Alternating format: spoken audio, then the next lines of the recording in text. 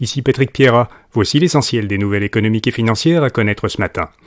L'inflation continue à ralentir au Canada. Au mois d'août, le taux annuel d'inflation a été de 7%, soit 0,6% de moins qu'en juillet et 1,1% de moins qu'en juin. Au Québec, le taux annuel d'inflation a aussi ralenti, mais légèrement. Il est descendu de 7,3% en juillet à 7,1% en août.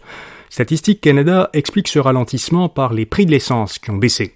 En excluant l'essence, le ralentissement de la hausse des prix est plus modéré.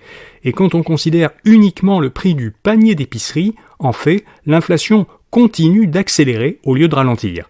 Dans l'ensemble du Canada, le prix des aliments a augmenté en août de 10,8% sur un an, soit la plus forte hausse annuelle depuis 1981. Le nombre de postes vacants au Canada a presque atteint 1 million au deuxième trimestre. Les employeurs ont cherché à pourvoir 997 000 postes, un sommet jamais atteint selon Statistique Canada. 25% des postes vacants étaient au Québec, alors que le poids démographique du Québec dans le Canada n'est que de 23%. C'est une autre preuve que la pénurie de main-d'œuvre est particulièrement aiguë au Québec.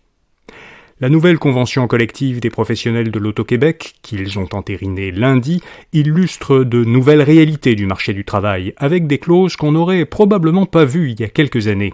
Ainsi, ils pourront faire du télétravail presque tout le temps. La convention ne les oblige à se présenter au bureau que 4 jours par mois.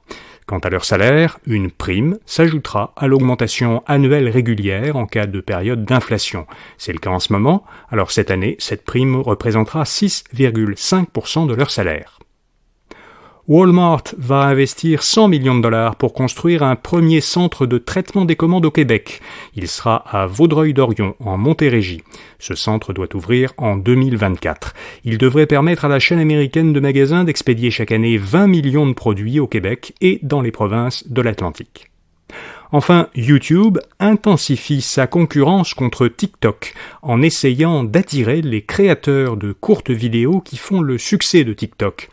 Le service de diffusion vidéo affilié à Google a annoncé hier des changements à son programme partenaire destiné aux créateurs de contenu, dont un qui concerne YouTube Shorts. YouTube Shorts regroupe des vidéos qui ne dépassent pas 1 minute et sont majoritairement orientées vers le divertissement. Shorts est la réponse de YouTube à l'application chinoise TikTok qui a bâti son succès sur des vidéos très courtes. Les créateurs qui utilisent la plateforme Shorts, qui ont au moins 1000 abonnés et dont les vidéos ont généré au moins 10 millions de vues dans les 3 derniers mois, pourront désormais recevoir 45% des revenus publicitaires liés à leurs vidéos. Ce mode de rémunération est beaucoup plus avantageux pour les créateurs que celui de TikTok parce que la plateforme chinoise ne partage pas ses revenus publicitaires avec les créateurs. Voilà, vous savez l'essentiel. Pour un tour d'horizon plus complet de l'actualité, allez à infobref.com pour voir notre infolettre Infobref matin et à partir de 16h, Infobref soir. Vous pouvez bien sûr vous abonner pour recevoir gratuitement par courriel ces 2 infolettres quotidiennes. Je vous donne rendez-vous demain matin, comme tous les jours désormais, du lundi au vendredi, pour un autre bulletin audio Infobref à faire. Bonne journée.